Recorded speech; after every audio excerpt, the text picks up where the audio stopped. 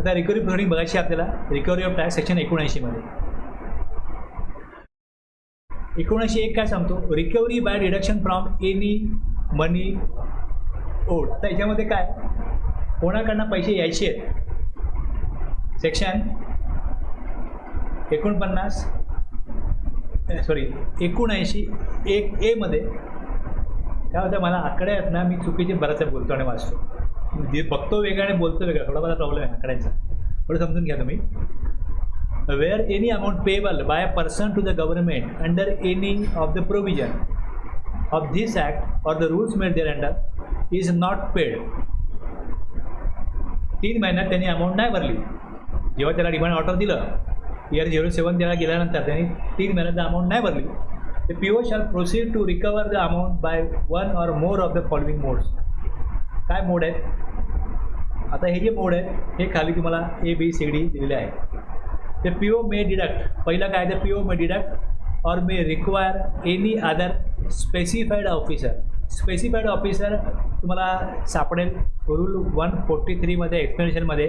For the purpose of this rule specified officer shall mean any officer of the central, state, UT government or local authority or of a board or corporation of a company owned or control. म्हणजे शेवटी in short काय, डिपार्टमेंटच्या संबंधित डिपार्टमेंटच्याच कंट्रोलमध्ये असलेली जी काय इतर खाती आहेत, डिपार्टमेंट आहेत, इतर संस्था आहेत, त्यांच्याकडनं काय, त्यांचे जे ऑफिसर आहेत ते कोण आहेत, स्पेसिफाईड ऑफिसर, एनी ऑफिसर. दुसऱ्या संस्थेमधले किंवा डिपार्टमेंटचे दुसरी कुठलेही officer. The PO may deduct or may require any other specified officer to deduct the amount so payable. दुसऱ्या खात्याची अमाऊंट देणं आहे ती डिडक्ट करून घ्या.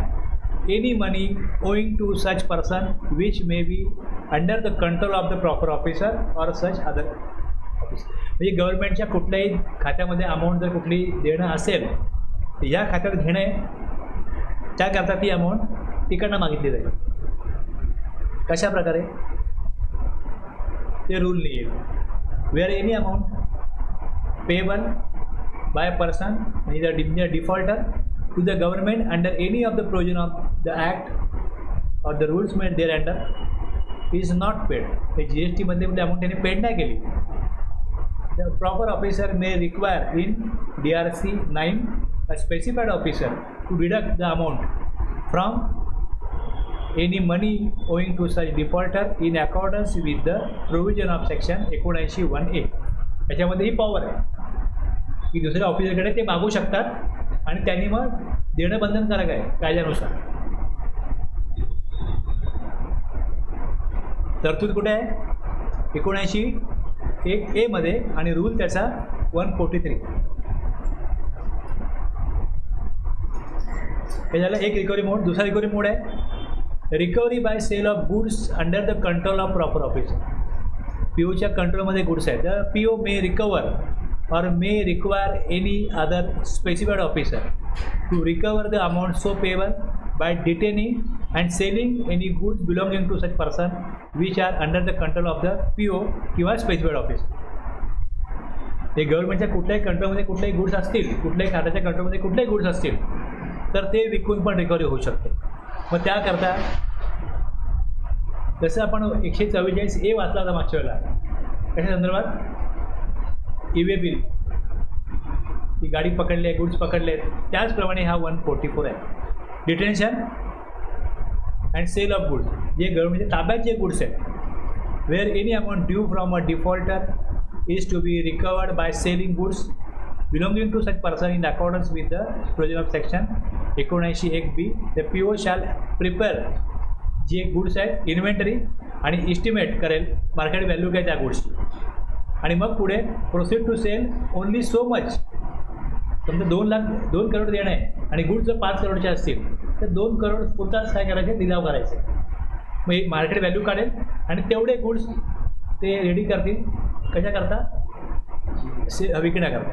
Retention and sale of goods. So much of the goods as may be required for recovering the amount payable along with the administrative expenditure incurred on the recovery procedure. तिला 2 करोड आहे आणि हे सगळं करायचं आहे. या कारण समजा 1 लाख खर्च होणार असेल तर ती अमाऊंट पण त्या गुड्समधनं मी गव्हर्नमेंट हा आपला खर्च करणार नाही, आपल्या पॉकेटमधला खर्च करणार नाही, ती वसुली पण त्या डिफॉल्टरकडनंच केली जाईल. मग लिलावासाठी DRC 10 आणि हे जे काही लिलाव करायचं आहे ह्याच्याकरता 15 दिवस पिरियड असेल, त्याच्या आत लिलाव करणार नाही. पण नाशिवंत गुड्स असतील तर मग त्वरित ते विकले जाऊ शकतात. नाशिवंत आणि घातक स्वरूपाचे असलेले गुड्स किंवा त्यांना ताब्यात ठेवण्याचा खर्च त्यांच्या किमतीपेक्षा जास्त असण्याची शक्यता आहे. आता जे लिलावात भाग घेतील त्यांच्याकडनं डिपॉझिट अमाऊंट घेतली जाईल. आता समजा 10 जणं लिलावात भाग घेतात तर एकाला त्यामध्ये सक्सेसफुल बिडर कोण असेल, एक व्यक्ती असेल, 9 जणांना अमाऊंट परत केली जाईल. जी अमाऊंट डिपॉझिट म्हणून दिलेली आहे ती अमाऊंट त्यांना परत केली जाईल. आणि जो लिलावामध्ये बोली लावतो आणि ज्याला तो लिलावामध्ये सक्सेसफुल बिडर म्हणून सिद्ध होतो त्यांनी जर का उर्वरित रक्कम नाही भरली तर त्याची डिपॉझिट असलेली अमाऊंट जप्त केली जाते. रिटर्न कोणाला केले जाईल, जे पार्टिसिपेट करतील त्यांच्याकडनं डिपॉझिट घेतलं आहे which may be return to the unsuccessful bidder आणि forfeited in case of the successful bidder fails to make remaining payment नाही केलं, त्यांनी फुल अमाऊंट पेमेंट नाही केली तर ती जप्त होईल. The PO may issue a notice to successful bidder in DRC 11 आणि त्यांनी पूर्ण अमाऊंट डिपॉझिट करायची आहे 15 दिवसामध्ये आणि ती डिपॉझिट त्यांनी केली तर मग ओनरशिप ट्रान्सफर होईल, पोझिशन मिळेल सक्सेसफुल बिडर. जर cancellation of option if defaulter pays due ही ऑर्डर काढण्यापूर्वी where the defaulter pays amount under recovery including any expenses including on the process of recovery before the issue of the notice काढण्याच्या अगोदर जर डिफॉल्टरने सगळी amount पे केली तर मग लिलाव रद्द होईल आणि गुड्स रिलीज केले जाते.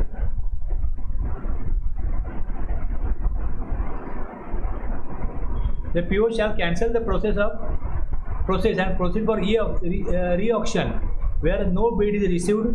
म्हणजे जी मार्केट प्राईस आहे तेवढी जर का त्याचा त्या लिलावात मिळत नसेल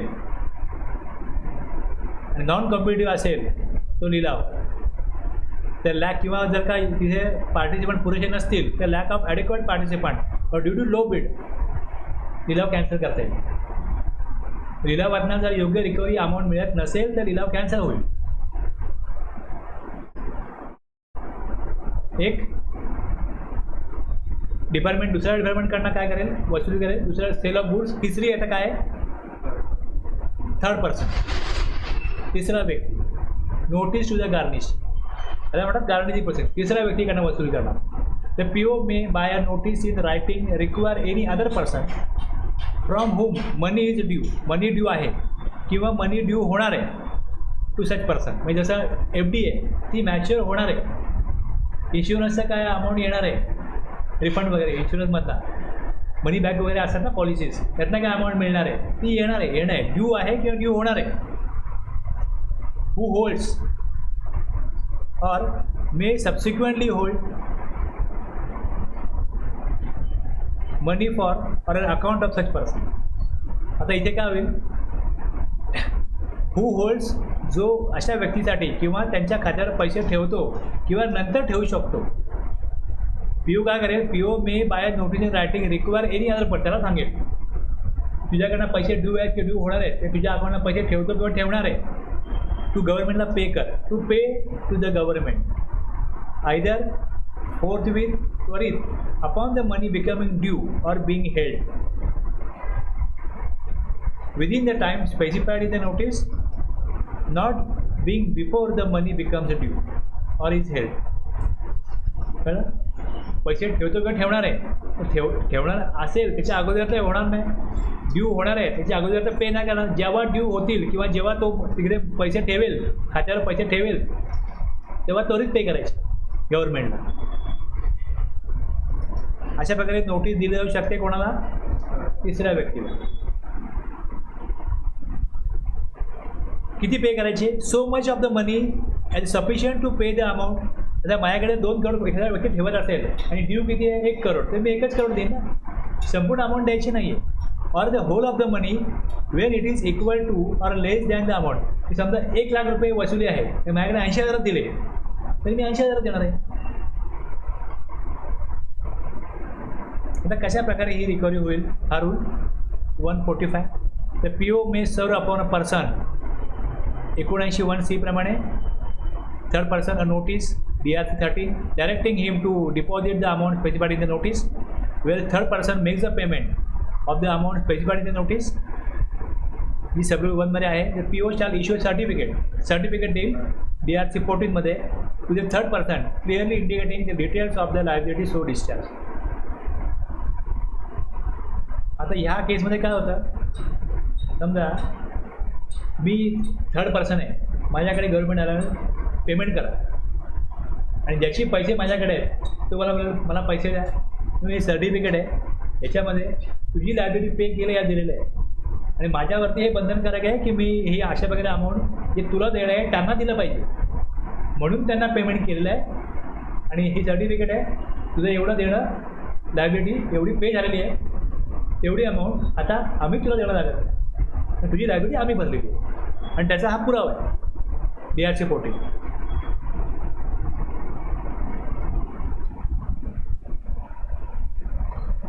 आता ह्याच्यामध्ये काय होईल? डिपार्टमेंटशी माझी बांधिलकी आहे का? ह्याचा नाही आहे. मला नोटीस आली तर मी नाही ऐकलं तर काय होईल? हे दोन व्यक्ती आहेत, त्यांचा व्यवहार रोजचा आहे. जो थर्ड पर्सन आहे, बँकिंग कंपनी आहे, इन्शुरन्स कंपनी आहे, किंवा डेटर क्रेडिटर जे असतील, याच्यामध्ये जर त्यांनी ह्या अटीचं पालन नाही केलं, कंप्लायन्स ऑफ द नोटीस. आता 79(1)C मध्ये काय दिलं आहे? थर्ड पर्सन, आणि त्यामध्ये क्लॉज 1मध्ये हे वाचलं आपण. आता हे जे वाचलं हे क्लॉज 1मध्ये वाचलं. नोटीस टू गार्निशिंग, नोटीस दिली क्लॉज 1, त्यांनी त्या नोटिसीचं पालन नाही केलं आणि गव्हर्नमेंटला पेमेंट नाही केलं. Every person to whom the notice is issued sub clause 1मध्ये shall be bound to comply with such, म्हणजे पेमेंट त्यांनी करणं गरजेचे आहे. Recovery can be made from post office, banking company or an insurer where any such notice is issued to a post office. एक पहिली गोष्ट त्याला बांधिलकी आहे, कारण ते पेमेंट केलं पाहिजे. कशा प्रकारे करायचं हे आहे, आणि त्यांनी नाही केलं तर तेही पुढे दिलेलं आहे. आता ज्यावेळेस पोस्ट ऑफिसमध्ये माझं खातं असेल, बँकेत माझं खातं असेल, किंवा इन्शुरन्स कंपनीकडे माझं काय पॉलिसी असेल, तर मला माझी अमाऊंट जरी असली तरी अशीच मिळत नाही. पासबुक घेऊन या, डॉक्युमेंट घेऊन या, FD काढले, मॅच्युअर झाले, त्याच्यात तुमच्याकडे काय डॉक्युमेंट ते घेऊन या, म्हणजे काहीतरी अशा प्रकारे डॉक्युमेंट दिल्याशिवाय ती अमाऊंट रिकवर होत नाही. आता डिपार्टमेंट जेव्हा सांगतं पोस्ट ऑफिसला, बँकिंग कंपनीला किंवा इन्शुररला, it shall not be necessary. आता डिपार्टमेंटकडे जाईल, तुमचं पासबुक द्यावं, डॉक्युमेंट द्यावं, आणि तो का देईल? तर या केसमध्ये काय इथे केलेलं आहे प्रोव्हिजन की shall not be necessary to produce any passbook, deposit, receipt, policy or any other document for the purpose of any entry, endorsement or like being made before payment. ही जी नॉर्मली प्रथा आहे त्यानुसार काय करायला लागतं, काय डॉक्युमेंट द्यायला लागतात. डिपार्टमेंटला तसं काही त्याची गरज नाही. हा व्यक्ती आहे, तुमच्याकडे याचं अकाउंट आहे, तुमच्याकडे याची पॉलिसी आहे, तुमच्याकडे याचं काय डिपॉझिट आहे, ती अमाऊंट तुम्ही आम्हाला द्या. ही नोटीस आहे, हेच सर्व काही आहे. काही रूल असो, काही प्रॅक्टिस असो, और रिक्वायरमेंट असो टू द काउंटरी, ती डिपार्टमेंटला लागू होणार नाही. ती नोटीस हे सर्व काही आहे, त्यात तुम्ही त्यांना या पोस्ट ऑफिसनी, बँकिंग कंपनी किंवा इन्शुरन्स कंपनीने काय केलं पाहिजे, ते पेमेंट केलं पाहिजे. कुठल्याही दुसऱ्या डॉक्युमेंटची गरज असणार नाही, नॉर्मली जे प्रोड्यूस केलं जातं.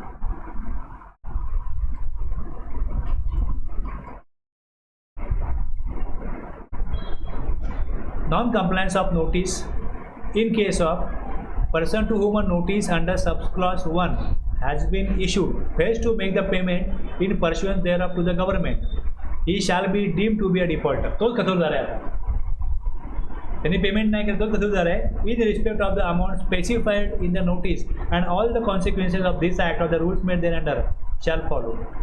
म्हणजे जर एखादा डिफॉल्टरनी पेमेंट नाही केलं तर त्याच्यावरती मग रिकव्हरी प्रोसिडिंग लागते. ते सगळं याच्यावर लागेल. जो डिफॉल्टर होता, तुम्हाला सांगितले पेमेंट करा, इन्शुरन्स कंपनी बोले आम्ही त्यांना पेमेंट केलं, आता आमच्याकडे हे पैसे नाहीत, तुम्ही त्यांना का पेमेंट केलं, तुम्हाला आम्ही नोटीस इश्यू केली होती, आता तुम्ही डिफॉल्टर आहे, आता तुमच्याकडनंच आम्ही त्याचा इंटरेस्ट पेनल्टी आणखी इतर जे काही रिकव्हरी करू तुमच्यावर चालू जातात, त्याच्यावर नाही. तुम्ही का असं केलं म्हणजे कायद्यानुसार हा अधिकार दिलेला आहे. अदरवाईज मी ते थर्ड पर्सन आहे, माझी बांधिलकी त्या माणसाची आहे, मी काय डिपार्टमेंटला कोऑपरेट करेन. सांगेन माहीत नाही, विसरलो, तुम्ही नोटीस आमच्या लक्षात नाही आली, असं काही जर झालं तर मग त्यांच्यावरच कारवाई होईल. तेच डिफॉल्टर म्हणून मानलं जाईल, ते डिफॉल्ट म्हणून समजलं जाईल. The officer issuing a notice under subclause 1 may at any time amend or revoke such notice or extend the time for being any payment in pursuance of notice. नोटीसमध्ये बदल करता येईल.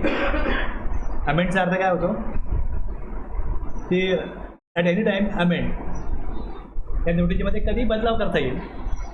रिओक सच नोटीस, ती नोटीस रद्द करता येईल किंवा मग extend the time limit for making any payment in pursuance of the notice. म्हणजे त्याचा जो कालावधी आहे, मुदत आहे, ती वाढवता येईल त्या नोटीसमध्ये. Any person making any payment in compliance with a notice issued under subclause 1 shall be deemed to have made the payment under the authority of the person in default. त्याच्या वतीने, त्याच्या मान्यतेनेच ते पेमेंट केलं आहे हे समजलं आहे. कोणत्याही व्यक्तीने कसूर करणाऱ्या व्यक्तीच्या प्राधिकरणानुसार प्रदान केले असल्याचे मान्य आहे. म्हणजे मी प्रदान केलं थर्ड पर्सन म्हणून, तर त्याच्या वतीने केलं आहे, त्यांनी मला ऑथोराईज केलं आहे म्हणून मी पेमेंट केलं आहे असं समजलं आहे. And such payment being credited to the government shall be deem to constitute a good and sufficient discharge of the liability of such person to the person in default to the extent to the amount specified in the receipt. जेवढी amount त्यांनी दिली आहे, जेवढ्या मर्यादेपर्यंत शासनाकडे जमा होणारे असे प्रदान पावतीमध्ये विनिष्ट केलेल्या रकमेच्या मर्यादेपर्यंत कसूरदार व्यक्तीमार्फत अशा व्यक्तीचे उचित व पुरेसे दायित्व पालन झाले असल्याचे मान्य आहे. तेवढी अमाऊंट त्याची पे केलेली आहे, प्रॉपरली पे केली आहे असं समजण्यात येईल.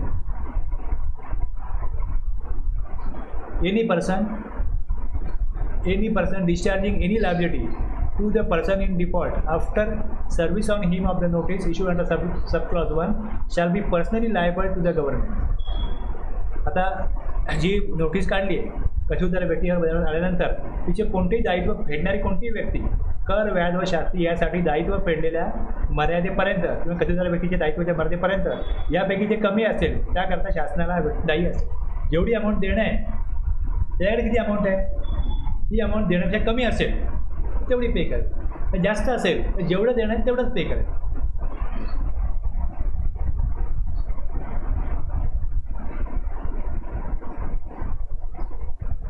Where a person on whom a notice is served under subclause 1 proves to the satisfaction of the officer issuing the notice that the money demanded or any part thereof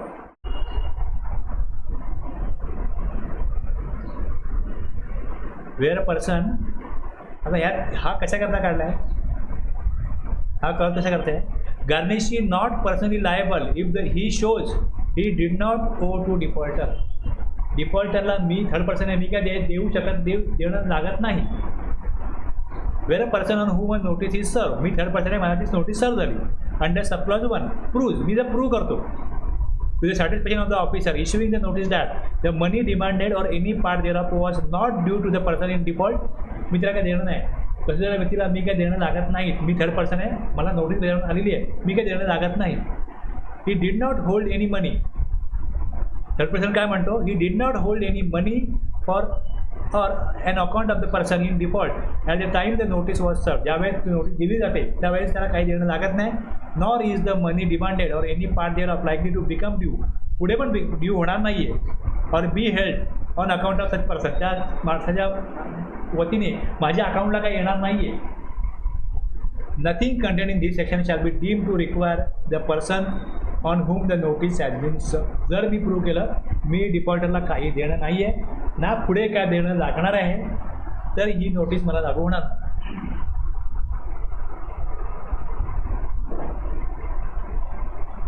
जी नोटीसची वेळी मागणी करण्यात आलेली रक्कम किंवा त्या रकमेचा कोणताही भाग कसूरदार व्यक्तीकडून देय नाही किंवा तिने कसूरदार व्यक्तीकडे किंवा तिच्या वतीने कोणतीही रक्कम धारण केलेली नाही वा मागणी केलेली रक्कम किंवा त्या रकमेचा कोणताही भाग उक्त व्यक्तीकडून देय असल्याची संभाव्यता नाही किंवा अशा व्यक्तीसाठी किंवा तिच्या वतीने धारण करण्याची संभाव्यता नाही अशी नोटीस पाठवणाऱ्या अधिकाऱ्याची खात्री पटेल.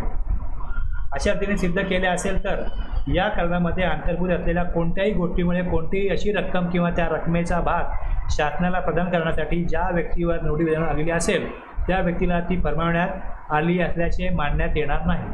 त्याची नोटीस रद्द होईल थोडक्यात.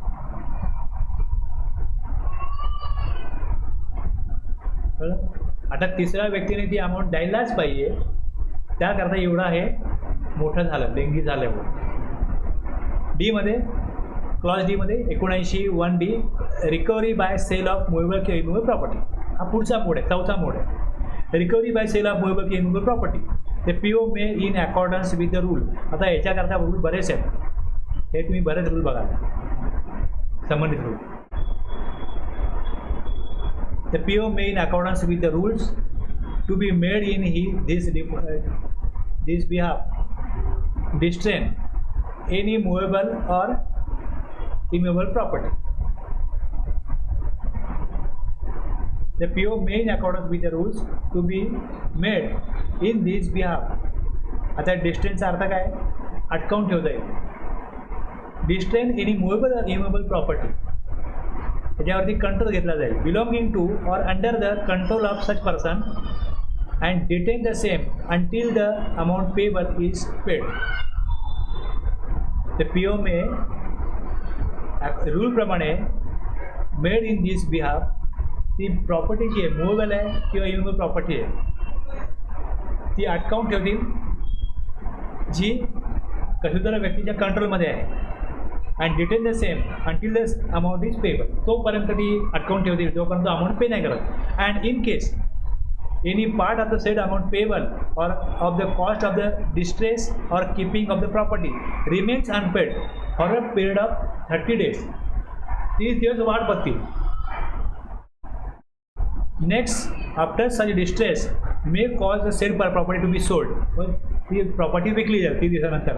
And with the proceeds of sale such sale may satisfy the amount payable and the cost including cost of sale remaining unpaid and shall render a surplus amount if any. So such गुड्सचं कसं आहे? Goods असे वेगवेगळे आहेत. पण 2 करोडचे goods आहेत, recovery 1 करोडची आहे. त्यातले 1 करोडचे good बाजूला काढून विका. पण समजा एखाद्या व्यक्तीची क्रेन आहे तर अख्खी क्रेन विकायला लागेल ना. मग त्यातली जी एक्स्ट्रा अमाऊंट आहे रिकव्हरी केल्यानंतर जी अमाऊंट उरेल ती सरप्लस अमाऊंट आहे. Shall render surplus amount in any so such person. उर्वरित रक्कम त्याला दिली जाईल.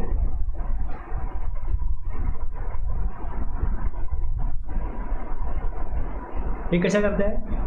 मुव्हेबल किंवा इमूव्हेबल प्रॉपर्टी विकून वसुली केली जाईल, रिकव्हरी केली जाईल.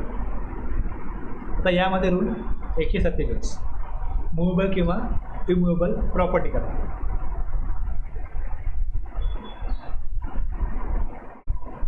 The PO shall prepare a list of movable. यादी बनवेल मुव्हेबल आणि इमूव्हेबल प्रॉपर्टीची बिलॉंगिंग टू डिफॉल्टरच्या मालकीची जी प्रॉपर्टी आहे मुव्हेबल इमूव्हेबल त्याची यादी बनवली जाईल. मग त्याचा एस्टिमेट काढला जाईल मार्केट व्हॅल्यू किती आहे period market price. And issue and order of attachment or distraint and notice for sale DRC 16 prohibiting any transaction with regard to such movable immovable property as may be required for the recovery of the amount due.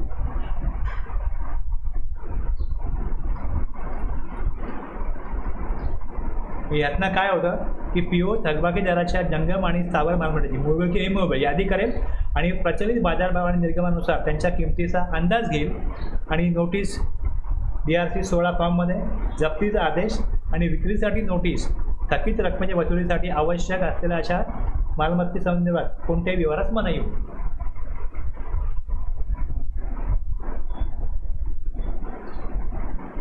आता याच्यामध्ये जी property विकायची आहे provided that the attachment of any property is in डेप्ट not secured by negotiable instrument. दुसऱ्या कुठे त्यांनी पैसे घेतलेत किंवा व्यवहार केला तिकडे हे जर का attachment of any property not secured by negotiable instrument असली पाहिजे. A share in corporation or other movable property not in the possession of the defaulter except the property deposited in or in the custody of any court shall be attach. म्हणजे अशी property पाहिजे जी title free आहे, जे title अगोदर दुसरीकडे mortgage झालेले आहे, अशी प्रॉपर्टी काही घेता येणार नाही. कारण त्यांनी त्यांना का पैसे दिले, कारण त्यांच्याकडे प्रॉपर्टी किंवा कोर्टाकडे अटॅचमेंट आहे ऑलरेडी, त्याच्यावरती काय आहे दुसऱ्या कोणाचा तरी कंट्रोल आहे. अशी प्रॉपर्टी, अशी कुठली प्रॉपर्टी ताब्यात घेता येणार नाही. निगोशिएबल इन्स्ट्रुमेंटद्वारे सुरक्षित नसलेल्या कर्जातील कोणतीही मालमत्ता, महामंडळातील हिस्सा किंवा थकबाकीदाराच्या ताब्यात नसलेली इतर जंग मालमत्ता जप्त करणे. The proper officer shall send a copy of the order of attachment or descent. आता तुम्ही हे बघाल ना, एक को पायलट नावाचं ए टूल आहे, तर ChatGPT आहे तसं को पायलट गुगलला तुम्ही टाकून बघाल की को पायलट काय. यूट्यूबला बघा तुम्ही, बरेच व्हिडिओ आहे. जर एखादा सेक्शन आहे मी तो टाकला तिकडे की हा CGST ॲक्टमधला हा रूल आहे किंवा हा सेक्शन आहे, याचं मला मिनिंग सांगा, एक्सप्लेन करा, ती माहिती आहे. हां, को पायलट आणि ChatGPT. जसं आपण गुगलला सर्च करतो, ह्याच्यामध्ये काय गुगल मला फक्त ती माहितीचा सोर्स दाखवतो, पण ज्यात ती माहिती दिलेली आहे तुम्हाला मिळाली माहिती, गुगलने पहिले माहिती सर्च करा. ती सर्च केल्यानंतर तुम्हाला जसं ते आपण हे करतो इकडे समजून घेतो. तुम्हाला समजून घ्यायचं असेल तर तिकडे आपण दिलं की हे तुम्ही एक्सप्लेन करा, तो एक्सप्लेन करतो. पण गुगलचा पण एक हे काय म्हणजे आपण जेव्हा तो सर्च करतो तेव्हा आपल्याकडे ती लेटेस्टच माहिती येईल किंवा जी माहिती ॲक्युरेट आहे तीच येईल, नॉट नेसेसरी. मग आपल्याला बघायला लागतं की अरे हे चुकीचं नाही आहे. तसंच ChatGPT पण असंच आहे किंवा को पायलटला पण असंच आहे की त्याला सांगितलं एक्सप्लेन कर, तर त्यांनी जे एक्सप्लेन केलं आहे तो सोर्स होतो वेगवेगळे, कोणतरी एक्सप्लेन करून दिलं आहे, ते आपल्याला शोधायला लागत नाही. तिकडून ती माहिती तो काढतो, काही सेकंदामध्ये मिनटामध्ये, फारच्या फार 30 सेकंद 60 सेकंद समोर माहिती येईल. तुम्हाला 30 सेकंदामध्ये माहिती येईल. तुमचा कम्प्युटर स्लो असेल तर 60 सेकंद. तुम्ही मोबाईलला पण सर्च करू शकता. ते टाकलं काय तुम्हाला फास्ट येईल. हे एक्सप्लेन करा की यार नक्की का कशासाठी आहे.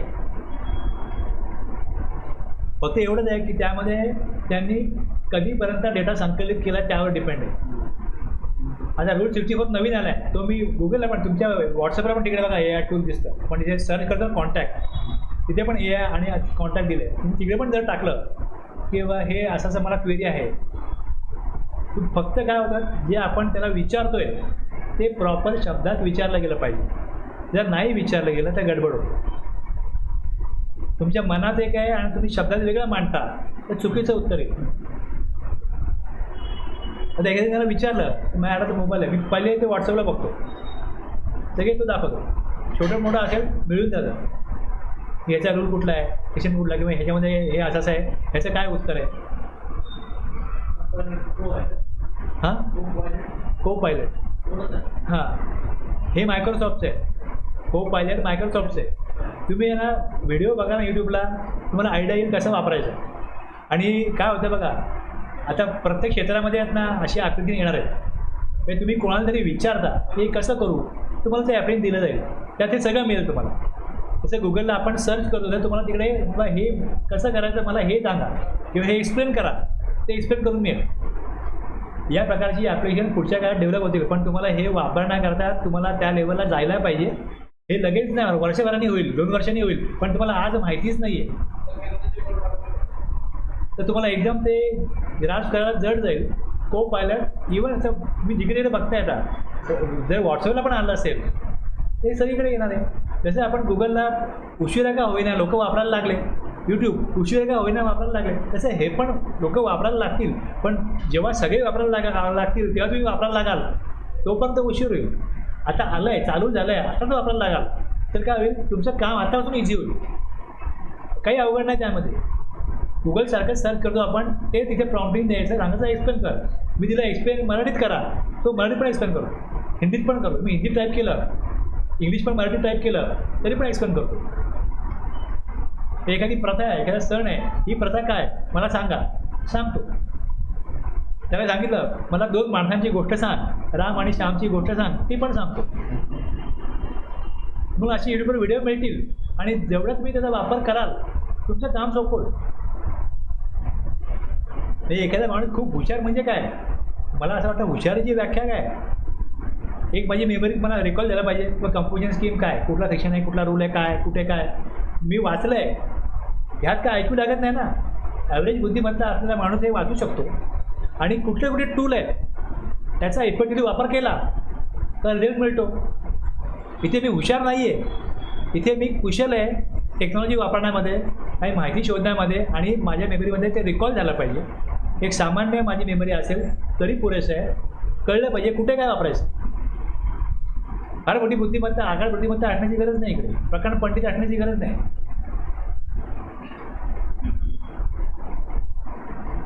The proper officer shall send a copy of the order of attachment or distant, that is from GST DRC 16 to the concerned revenue authority or transport authority or any such authority to place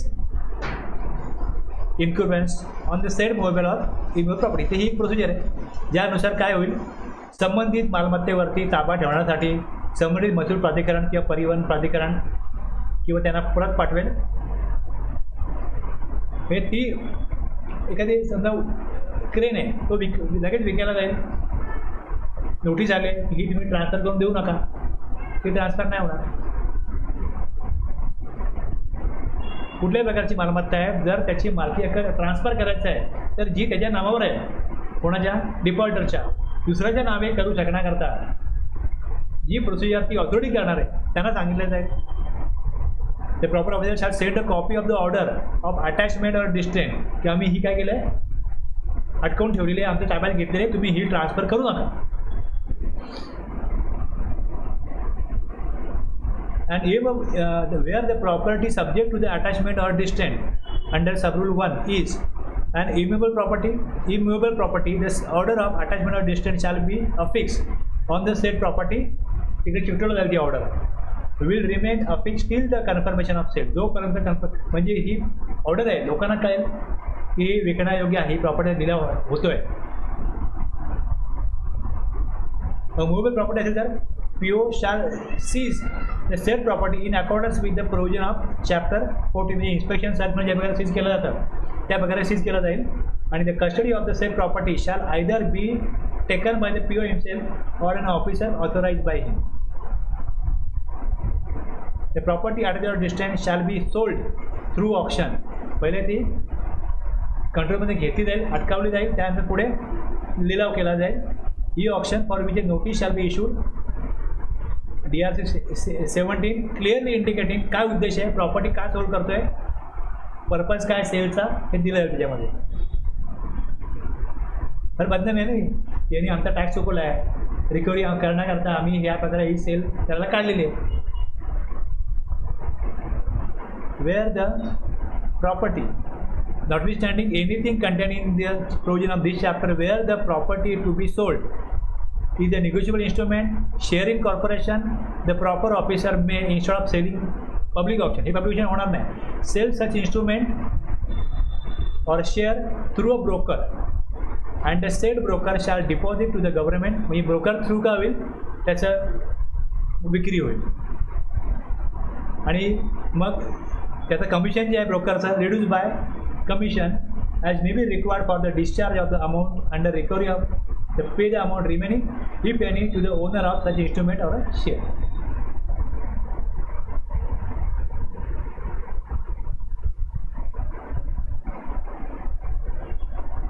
त्याच पण तसं दर PO may specify the amount of prebid deposit.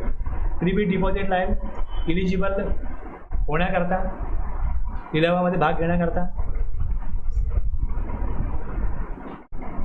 Amount परत केली जाईल to the unsuccessful bidder आणि forfeit केले जाईल in case of successful bidder. त्याने जर पेमेंट नाही केलं तर, फुल पेमेंट नाही केलं तर लास्ट डे 15 दिवसामध्ये आणि पेरिशेबल हॅझर्डस गुड्स त्वरित विकले जाऊ शकतात. Okay. Where any claim is preferred or any objection is raised with regard to the attachment or distant of any property. आता ज्या वेळेस गव्हर्नमेंट कारवाई करतोय त्यावर कोणी ऑब्जेक्शन घेतलं, on the ground that such property is not liable to such attachment or distance, the PO shall investigate the claim or objection. दुसरा व्यक्ती म्हणतो ही आमचा क्लेम आहे, डिफॉल्टरची प्रॉपर्टी नाही. आणि हे पी ओ काय करेल, इन्व्हेस्टिगेशन करण्याकरता किंवा ते ऑब्जेक्शन बरोबर आहे की बघण्याकरता may postpone the sale for such time as he may deem. काही कालावधी जातो तिला पुढे जाईल. The person making the claim or objection must adduce evidence. याचा जो म्हणतो की माझा क्लेम आहे किंवा ऑब्जेक्शन त्याचा असेल तर त्याने त्याचा काय केला पाहिजे, तसा पुरावा दाखवला पाहिजे. Evidence to show that on the date of the order issued under sub rule 1 he had some interest in or was in possession of the property in question under attachment or distinct. Where upon investigation त्यांनी पुरावा दिला, पीओनी काय केला ते postpone केलं आणि त्यांनी पुरावा दिला आहे तो त्यांनी इन्व्हेस्टिगेट केला. Where upon investigation the PO is satisfied that or the reason stated in the claim or objection such property was not on the said date in possession of the defaulter or any other person on his behalf or that. म्हणजे directly किंवा indirectly डिफॉल्टरच्या ताब्यात ती property नव्हती. Being in the possession of the defaulter on the set date it was in the possession not on the own account or as his own property. इथे कसं होतं की एखादी प्रॉपर्टी डायरेक्टली इनडायरेक्टली एखाद्या कब्जात असते. मी तपासणी दरम्यान पी ओ दावा किंवा आक्षेप मिळवताना जे कारण दिले आहे त्याबाबत ती मालमत्ता त्या दिनांकाला कसूरदार व्यक्तीच्या किंवा त्याची संबंधित व्यक्ती ताब्यात नाही किंवा त्या दिनांकाला मालमत्ता ताब्यात आहे, मात्र त्याची मालकी ताब्यात माझी आहे, मी कसूरदार आहे, पण मालकी माझ्याकडे नाही, स्वतःची नाही किंवा त्याच्या नावावर नाही, परंतु ती दुसऱ्या व्यक्तीच्या वतीने मी धारण केले किंवा अंशतः कसूरदार किंवा अंशतः दुसऱ्या व्यक्तीच्या नावावर आहे, याची समरांतरास पी ओ जप्ती किंवा टाच केलेली मालमत्ता त्याला योग्य वाटेल तेवढा किंवा पूर्णतः बंधनमुक्त करण्याचा आदेश देते. माझ्याकडून ही प्रॉपर्टी आहे, मी कसूरदार आहे, पण ती प्रॉपर्टी मी ओनर नाही, दुसरा ओनर आहे.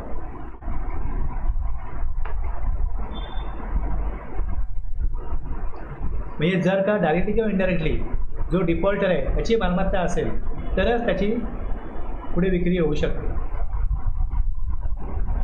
Where the PO is satisfied that the property was on the said date in the possession of the defaulter as his own property and not on account of any other person or was in the possession of some other person in trust for him or in the occupancy of a tenant or other person paying rent to him, the PO shall reject the claim and proceed with the. आता जिथे पीओला समाधान आहे की त्या तारखेस ती मालमत्ता थकबाकीदाराच्या ताब्यात होती आणि इतर कोणत्याही व्यक्तीच्या मालकीची नव्हती किंवा त्याच्यासाठी विश्वास असलेला इतर एखाद्या व्यक्तीच्या ताब्यात होती किंवा भाडेकरू किंवा त्याला भाडे देणाऱ्या इतर व्यक्तीच्या ताब्यात होती, पीओ दावा फेटाळेल आणि निलावाद्वारे विक्रीची प्रक्रिया पुढे नेईल. मग प्रक्रिया होईल, निलाव होईल. तर PO shall issue notice to the successful bidder requiring him to make the payment उर्वरित पेमेंट जे आहे ते करायचे 15 दिवसामध्ये. And after the said payment is made, he shall issue a certificate DRC 12 specifying the details of the property, date of transfer, details of the bidder, and the amount paid. And upon issuance of the certificate, the rights, title, and interest in the property shall be deemed to be transferred to such bidder. मालकी हक्क कोणाला मिळाला, जो दिनामध्ये successful bidder आहे त्याला मालकी हक्क मिळाला. या प्रकारची सगळी माहिती कुठे येईल, DRC 12 मध्ये येईल. हे देयक भरल्यानंतर त्याने मालमत्तेचा तपशील, ट्रान्सफरची तारीख, ज्यांनी घेतली आहे प्रॉपर्टी त्याचा तपशील, भरलेली रक्कम, अशा प्रकारे त्याला मिळेल. Provided that where the highest bid is made by more than one person and one of them is a co owner of the property, he shall be deem to be the successful bid. पहिल्या preference कोणाला मिळाला जाईल, दोघांची same बोली असेल तर जो को ओनर आहे त्याला ती प्रॉपर्टी दिली जाईल. Any amount including stamp duty, tax और फी, जी नावावर टायटल जे ट्रान्सफर होतं त्याकरता जी स्टॅम्प ड्युटी भरायला लागते ती कोण भरेल, shall be paid to the government by the person to whom the title in such property is transfer. जो विकत घेईल तो सगळंही भरेल. हस्तांतरणासंदर्भात मुद्रांक शुल्क, कर किंवा देय शुल्कासह कोणती रक्कम अशा मालमत्तेतील मालकी हक्क असणाऱ्या किंवा त्या व्यक्तीने शासनाला कोणी विकत घेतो तर त्यावेळेस जो विकत घेईल तोच भरतो. त्याच प्रकारे इकडे प्रॉपर्टी विकत घेईल तोच भरेल. ते असं नाही की त्याचा रिकव्हरी अमाऊंट म्हणून त्याला दिलेलं असं नाही होणार. की गव्हर्नमेंट त्याला आपल्या नावे करून खर्च करणार नाही, तर त्याला स्वतःलाच करायचं. तो ताब्यात घेईल ती अमाऊंट, ती प्रॉपर्टी विकत घेईल त्याला तो खर्च करायचा आहे. Where the defaulter pays the amount under recovery including any expenses incurred on the process of recovery before notice issue करण्या अगोदर जर त्याने अमाऊंट पे केली तर PO कॅन्सल करेल ऑप्शन आणि गुड्स रिलीज करेल. The PO shall cancel the process of proceed for re-auction where no bid is released. Same तसंच आहे, अगोदर वाचलं आपण. जर कॉम्पिटेटिव्ह अमाऊंट मिळत नसेल due to lack of adequate participation ते दिल्यावर रद्द होईल. Rule 148 prohibition against bidding or purchase by officer. आता जो ऑफिसर आहे ज्याला माहिती आहे की लिलाव होणार आहे तर त्यामध्ये डायरेक्टली किंवा इनडायरेक्टली ऑफिसर भाग घेऊ शकत नाही. No officer or other person having any duty to perform in connection with any sale under the provision of this chapter shall either directly or indirectly bid for, acquire or attempt to acquire any interest in the property sold.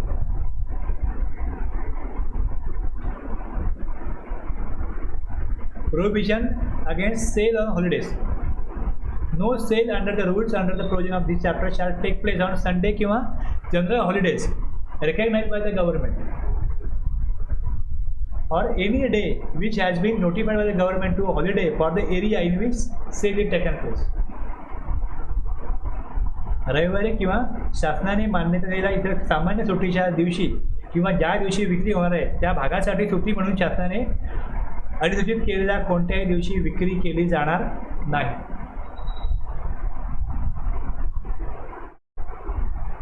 मी बहुतेक tool वापरतो, हे Google translator वापरतो. जसं जे काय tool येतात तरी काम सोपं होतं.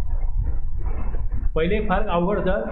एखाद्या वाक्याचं आपण शिकलो मराठी मीडियममध्ये, डिक्शनरी काढा, एक एक शब्द काढा, त्यात आपल्याला विशेषण काय आणि क्रियापद काय, नाम काय, सर्वनाम काय माहिती नाही, कधी काय लक्षच दिलं नाही. जेव्हा जे वय होतं त्या वयात आपण सगळं खेळण्यात घालवलं, अभ्यास तेव्हा केला नाही. आता अभ्यास करायला लागतो तर मग आता जे आहे ते वापरायचं. मोठे लोक अशीच आहेत ना.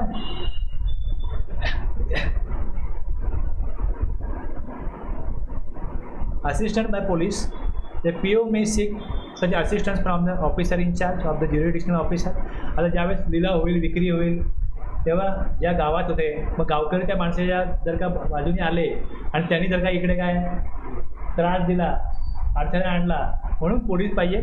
असिस्टंट बाय पोलीस रूल 150 सांगतो की PO आपले कर्तव्य पार पाडताना आवश्यक ती मदत संबंधित पोलीस ठाण्याच्या प्रभारी अधिकाऱ्याकडनं मागू शकतो आणि अशी मदत देण्यासाठी प्रभारी अधिकारी पुरेशा संख्येने पोलीस अधिकाऱ्यांची नेमणूक करतात.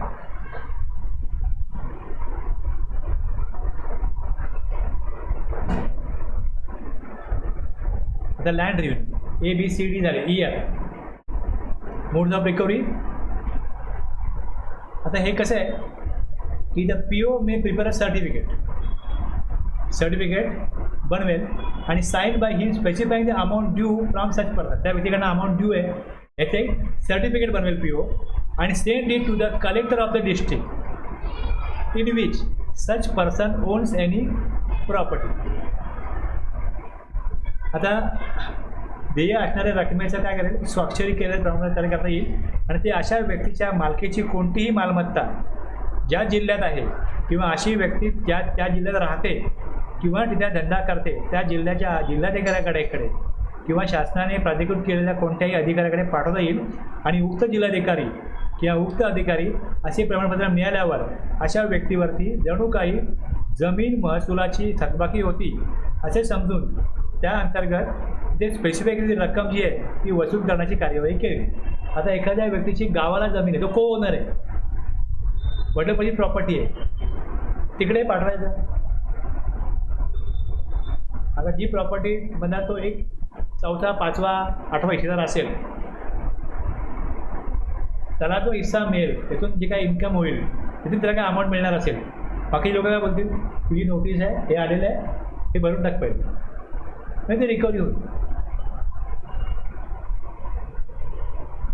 तिकडनं जेव्हा ते इन्कम होणार आहे तर ते इतर काय बोलतील त्याचे सहकारी की अरे ही आपली जॉईंट प्रॉपर्टी आहे, ही गव्हर्नमेंटने काय केलं आहे, अशा प्रकारे नोटीस काढले आणि कलेक्टरकडे काय दिलं आहे, जिल्हाधिकाऱ्याकडे काय दिलं आहे, सांगितलं की जसं काय जमीन महसुलाची थकबाकी आहे, ही थकबाकी ही नोटीस आपल्या प्रॉपर्टीवरती आलेली आहे तुझ्यामुळे, तर हे मिटवा जायचं पहिलं. कसे मिटवायचं, तुम्हाला जे मला काही इन्कम येईल त्यात भरून टाकू आणि मिटवून टाकू. म्हणजे वेगवेगळे प्रकार आहेत, त्यातला हा एक मार्ग आहे. आता ह्यात त्याचा हिस्सा तर 10-15% केला, ही प्रॉपर्टी विचारता येणार नाही.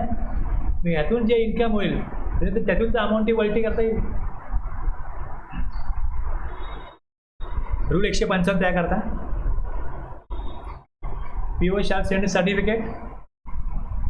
The collector or deputy commissioner of the district or any other officer authorized in behalf DRC 18 to recover from the person concerned the amount specified in the certificate if he were an appear to land regime.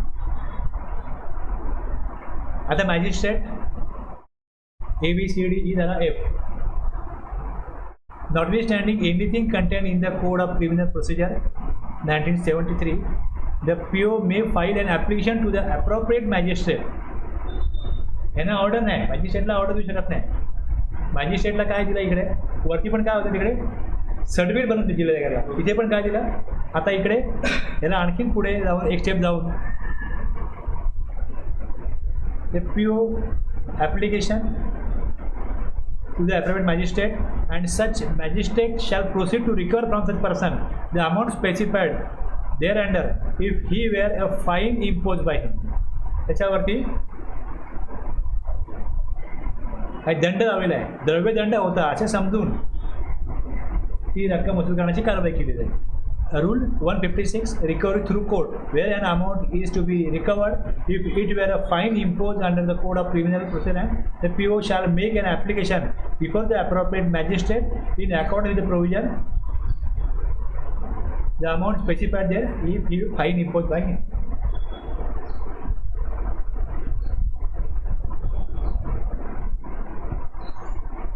Rule 146, recovery through execution of a decree,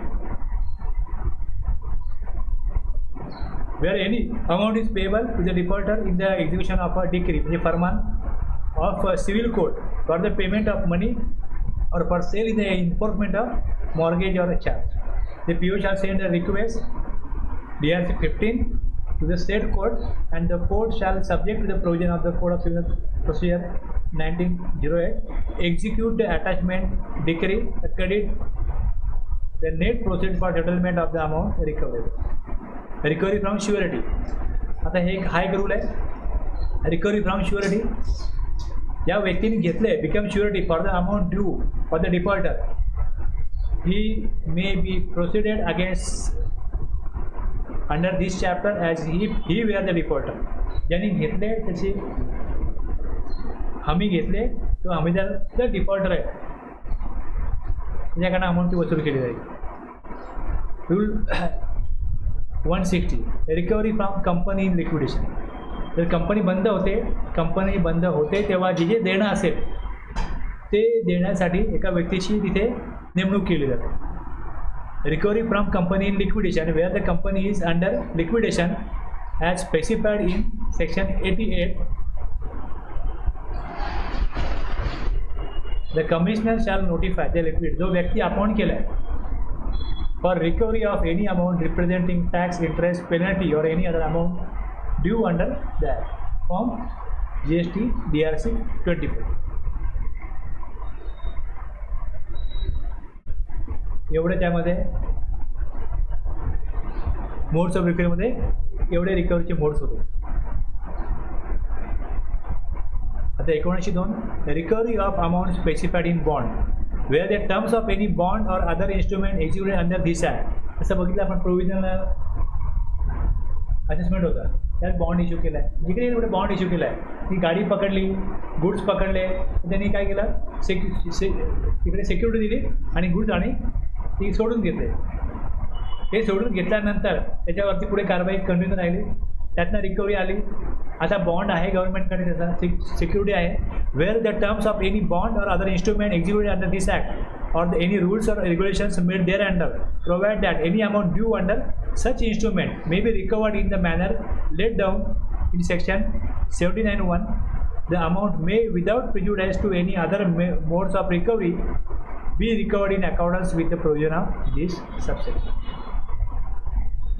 कोणत्याही अन्य पद्धतीला हानी न पोहोचवता, म्हणजे without prejudice to any other mode of recovery. एका मोडने amount recover होत नसेल तर एकाहून जास्त मोड वापरायला लागतील.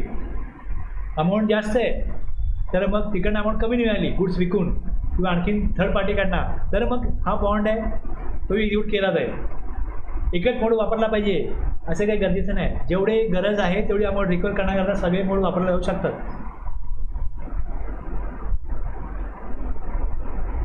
Section 79(3). HGST UTGST officer may also recover CGST dues from defaulter and credit the same to the central government. हा CGST कायदा काय सांगतो की where any amount of tax, interest or penalties payable by person to the government under any of the provision of this act, म्हणजे CGST act, or the rules made thereunder and which remains unpaid, the PO of the state tax UT tax during the course of recovery of said tax arrears may recover the amount from the said person as if it were an arrears of state or duty tax and credit the amount so recovered to the amount of recovered. म्हणजे दोन्ही कायद्याचे अधिकारी recovery करणार नाही. एक कायदा अधिकारी recover करेल आणि ती अमाऊंट दोन्ही कायद्यामध्ये जमा केली जाईल. आता जर समजा 100 रुपये घ्यायचे, ओके, आणि 50 रुपये रिकव्हरी मिळाली कोणाला, स्टेट गव्हर्नमेंटच्या ऑफिसरला. Where any amount recovered under subsection 3 is less than the amount due to the central government आणि स्टेट गव्हर्नमेंट. 100 रुपये देणं होतं, 50 मिळाले, स्टेट ऑफिसर काय बोलेल, आमचे मिळाले तुमचे नंतर होतो, असं करता येईल का? The amount to be credited to the amount of the respective government shall be proportionate. 50 मिळाले तुमचे 25, आमचे 25, to the amount due to the each such government. For the purpose of this section, the word person shall include distinct person as referred to in. म्हणजे तुझा number असेल तो पण त्यात संदर्भात आहे, त्यात तो इन्क्लूड होईल.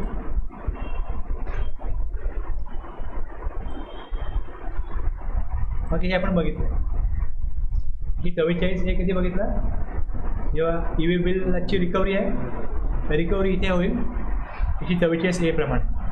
आणि मग जी रिकव्हरी होईल त्या रिकव्हरीमध्ये आपण आणखीन एक पॉईंट काय बघितला होता की रिकव्हरी झाल्यानंतर 154 मध्ये dispose of proceeds of sale goods convenience आणि मुवेबल किंवा immovable property the amount so realise from the sale of goods convenience movable property विकून, किंवा मग रिकव्हरी ऑफ पेनल्टी 129(3) हे कसलं होतं, EV बिलचं.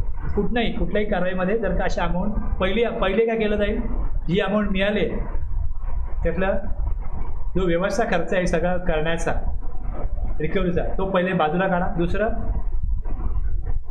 मग जी पेनल्टी असेल 129(3) सुद्धा नाही आपल्याकरता, मग हा भाग बाजूला होईल. मग be appropriate against any other amount due from the defaulter, जी अमाऊंट ड्यू आहे ती काढली जाईल आणि बॅलन्स अमाऊंट जर काय असेल तर ती त्याला पे केली.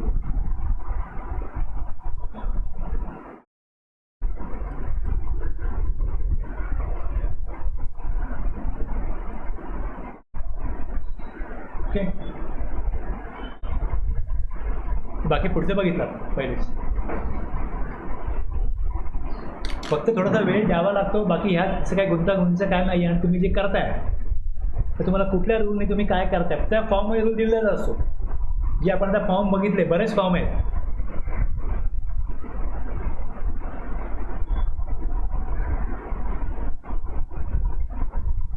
एवढे काही पाठ करायची गरज नाही आणि कोण एवढा पाठ करत नाही.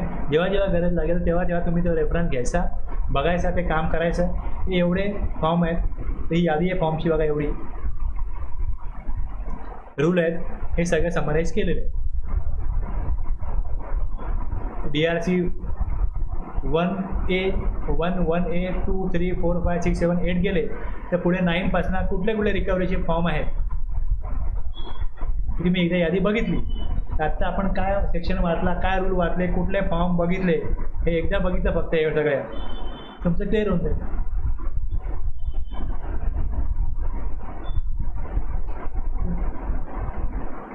आता ऑफेन्स आणि पेनल्टीज आहे ते पुढच्या वीकमध्ये.